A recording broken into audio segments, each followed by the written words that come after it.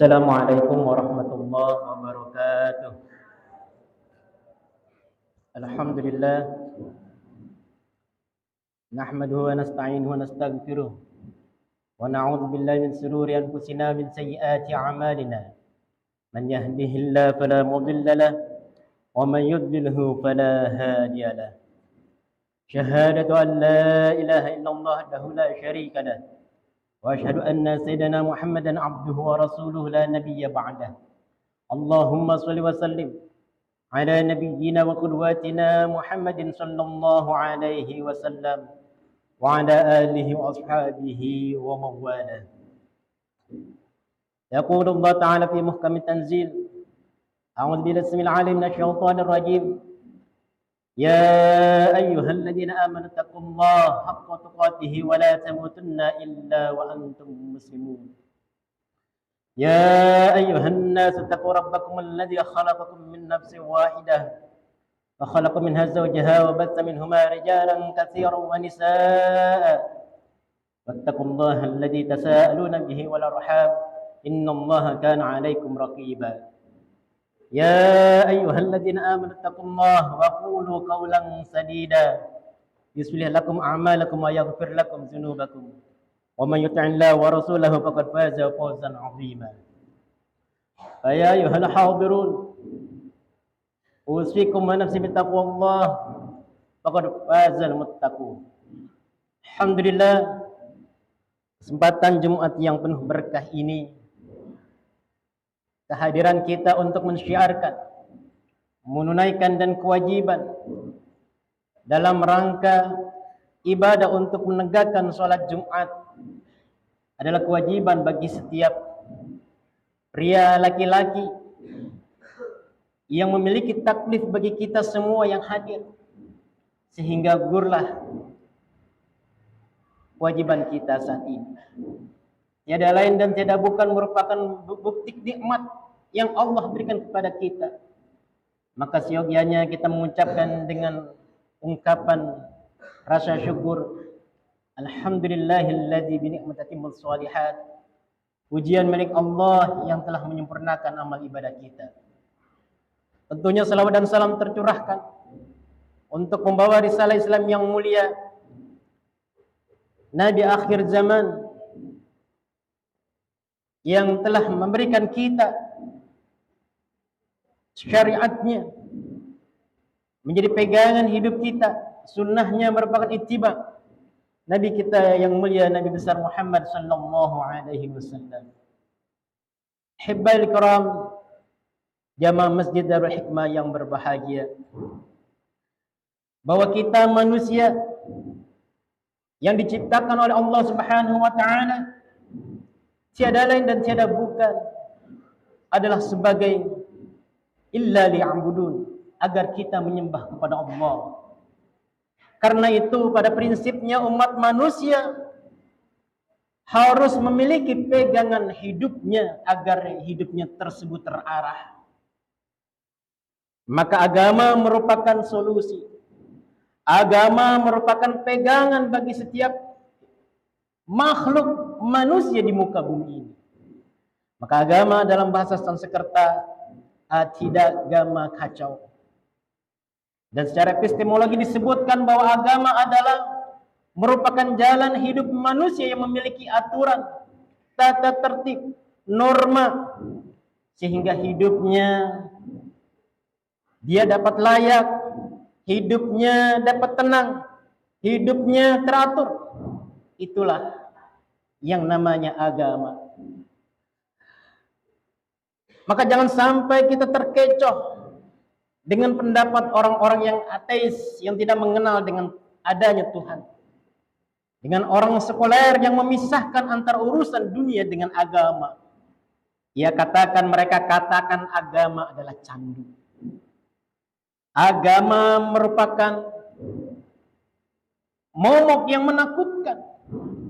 Tetapi sungguh saudara, ketika orang-orang ateis tersebut dia menaiki pesawat, kemudian pesawatnya mengalami turbulensi di udara, maka apa yang terjadi saudara? Hibbail kiram rahimani wa rahimakumullah, Justru banyak yang katanya orang-orang mengaku dirinya sekuler, dirinya ateis, ketika kondisi dalam keadaan genting, taruhannya hidup atau mati, maka ia kembali kepada asalnya, fitrahnya tersebut, ingat kepada Tuhannya.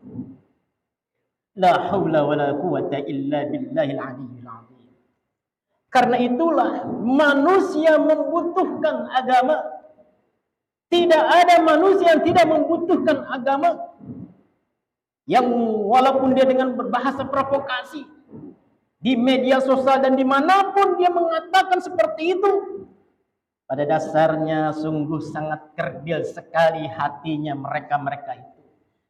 Sungguh sangat hampa hati-hatinya mereka itu.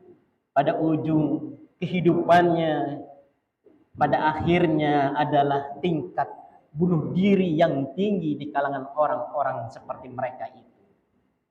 Hibba'il kiram rahmani rahmakumullah. Karena itu agama merupakan nasihat bagi kaum muslimin. Agama merupakan pedoman kehidupan kita. Ketika kita jauh dengan agama, maka terasa hati ini gelisah. Maka terasa hidup ini pelik, susah mencari jalan keluarnya. Tetapi berapa banyak orang-orang yang menjunjung tinggi nilai agamanya, yang dia hidup dengan cinta terhadap agamanya, yang ia menjalani amalan-amalan ibadah sesuai dengan agamanya tersebut, hidupnya tenang, hidupnya tentram, semua masalah, semua yang dia hadapi dengan senyum, dengan ketenangan, Masya Allah. Karena itulah benar sebagaimana dalam hadis Arba'in Nawawiyah, Imam An-Nawawi menempatkan pada posisi di nomor 7 Rasulullah SAW dari sahabat Abu Ruqayyah Tamim bin Aus Ad-Dari. Rasulullah SAW bersabda, ad-dinun nasihat. Agama adalah nasihat. Maka para ulama menyebutkan semua intisari dalam Islam ini ada pada dalam nasihat itu sendiri. Maka ulama-ulama salaf dahulu, kehidupan mereka saling memberikan nasihat. Nasihat dengan kesabaran, nasihat dengan penuh cinta kasih. Wa tawassaw bis sabri wa tawassaw bil marhamah. Itulah sebuah nasihat. Dan ketika sahabat Rasulullah SAW yang bernama Abu Bakar As-Siddiq, kecintaan hari-harinya adalah senantiasa memberikan nasihat atau mencari untuk mendapatkan nasihat. Karena nasihat adalah sesuatu pemberian dari orang lain, yang pemberian orang lain itu berupa sebuah untayan kata yang mengingatkan akan keberadaan jalan hidupnya tersebut. Itulah nasihat.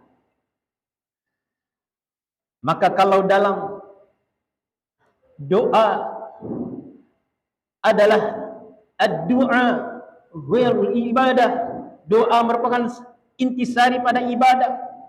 Maka di dalam wukuf di Arafah al-Hajj, yaitu haji, merupakan dari rangkaian daripada wukuf di Arafah, dalam rangkaian daripada haji, al-Hajju al-Arafah. Maka rangkaian intisari dari semuanya tersebut, ad-dinun nasihat. Agama adalah nasihat. Saudara ahibba'il kiram rahimani wa rahimakumullah.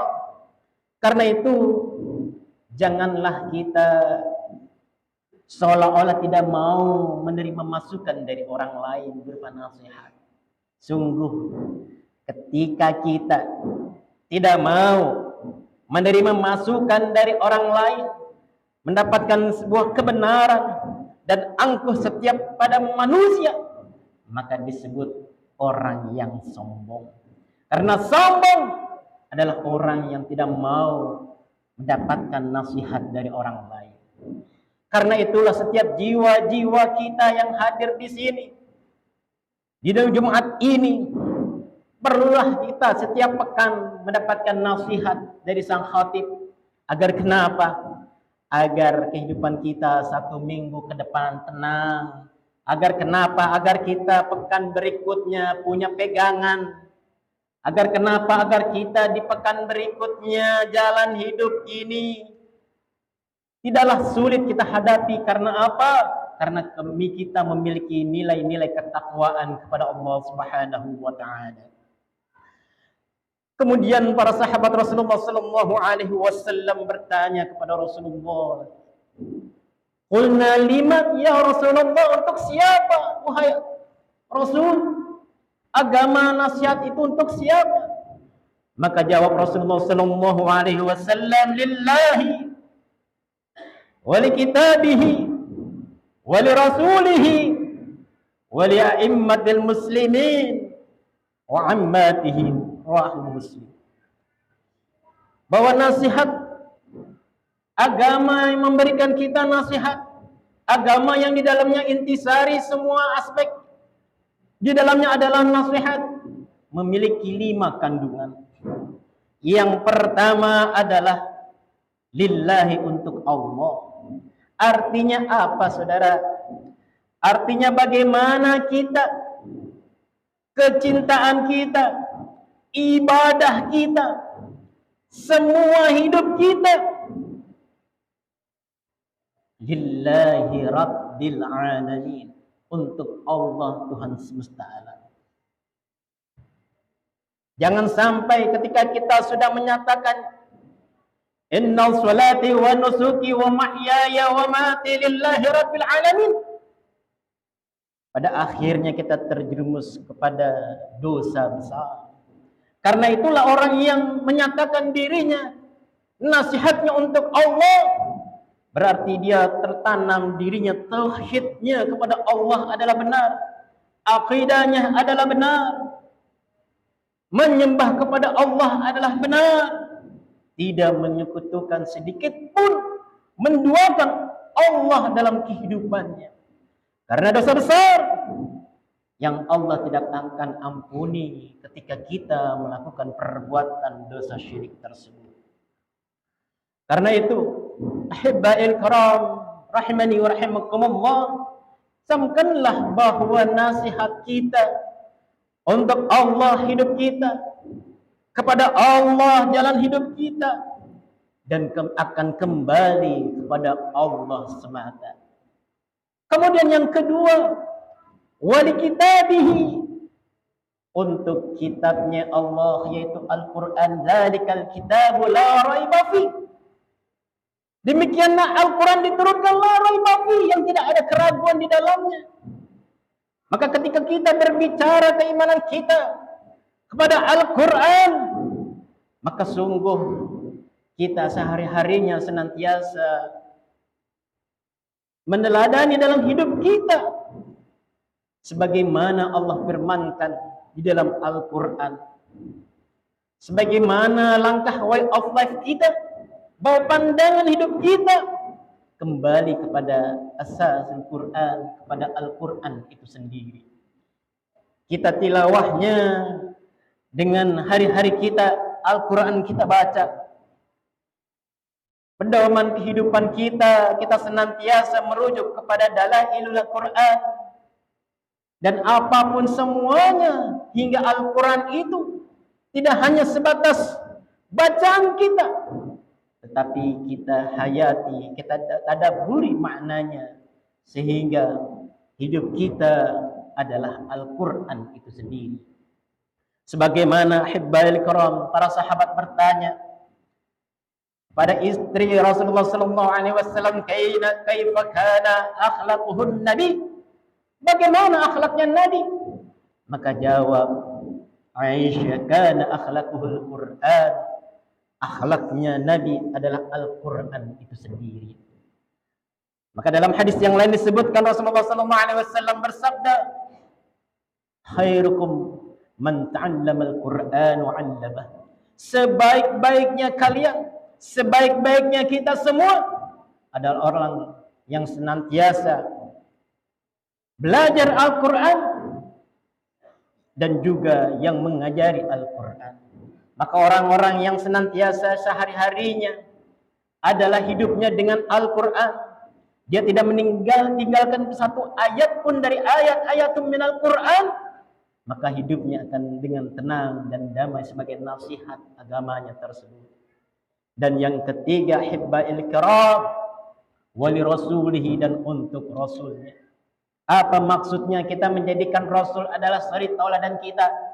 Kita menjadikan Rasulullah Muhammad sallallahu alaihi wasallam adalah nabi akhir zaman untuk umat Islam.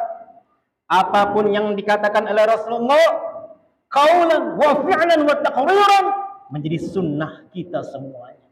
Jangan menganggap sunnah itu hanya casingnya doang, tidak. Tetapi sunnah semua melingkup kehidupan Rasulullah sallallahu alaihi wasallam semampu kita untuk bisa kita jadi contoh dan teladan. Jangan kita pilih-pilih selagi enaknya poligami itu sunnah Rasulullah, bukan saudara. Maka itu yang diambil, tidak. Jangan dilihat ekonominya, omsetnya besar, bisnisnya luar biasa, mendatangkan keuntungan devisa negara. Tidak, saudara. Ketika haji dia ambil, ketika zakat dia ambil, giliran hudud dia tidak mau ambil karena pilih-pilih. Tetapi rangkaian wali rasulihi adalah semua sunnah Rasulullah sallallahu alaihi wasallam. Ya hidupnya, ya perilakunya Nabi, ya akhlaknya, ya hukum kesatuannya, bahkan cara gaya kepimpinan Rasulullah sallallahu alaihi wasallam merupakan contoh dalam hidupnya tersebut sebagai nasihat pribadinya.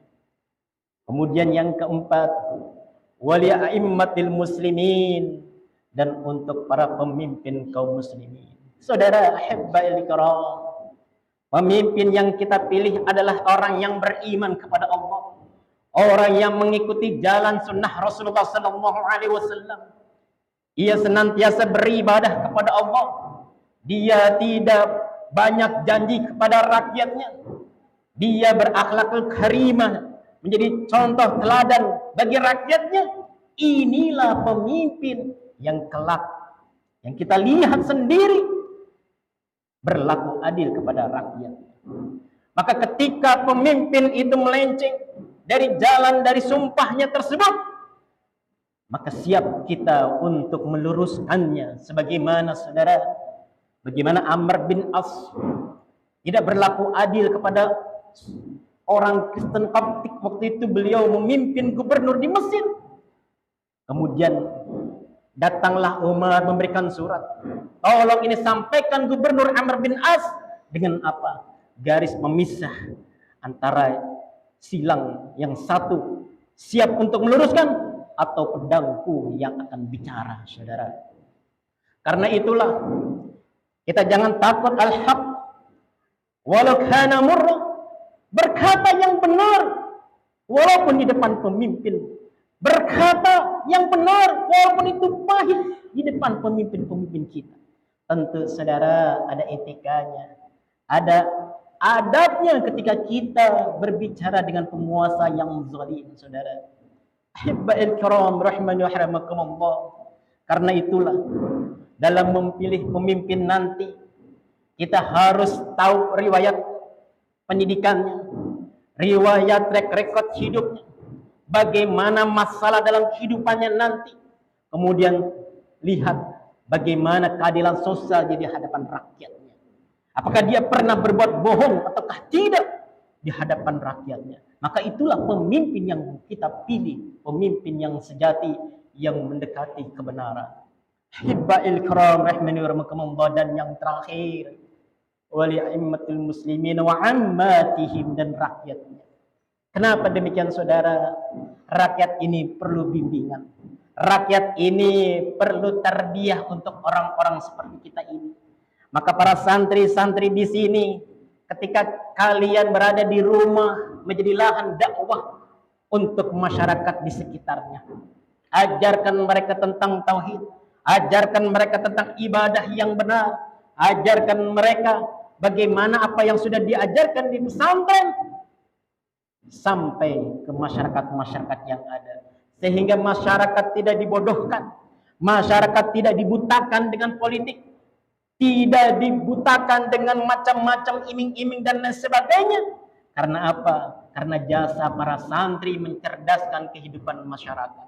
Karena masyarakat yang baik adalah contoh bagaimana kita meneladani diri kita, sehingga masyarakat pun ikut dengan lingkungannya. Masyarakat yang islami, masyarakat yang gemar mengaji, masyarakat yang senantiasa melaksanakan ibadah sholat 5 waktu di masjid, yang pada akhirnya kehidupannya, lingkungannya, kampungnya itu menjadi qaryah thayyibah, yang pada akhirnya ujungnya nasihat tersebut ketika Allahnya sudah, kitabnya dinomorsatukan, Rasulnya menjadi pembela bagi kita, pemimpin yang benarnya adalah panutan kita, dan rakyatnya sudah bagus, maka kelak tentu kita memiliki negeri baldatun thayyibatun wa rabbun ghafur, negeri yang diampuni oleh Allah, negeri yang begitu jinawi, yang begitu baik di tingkat kesejahteraan masyarakatnya, sehingga hidup kita akan damai,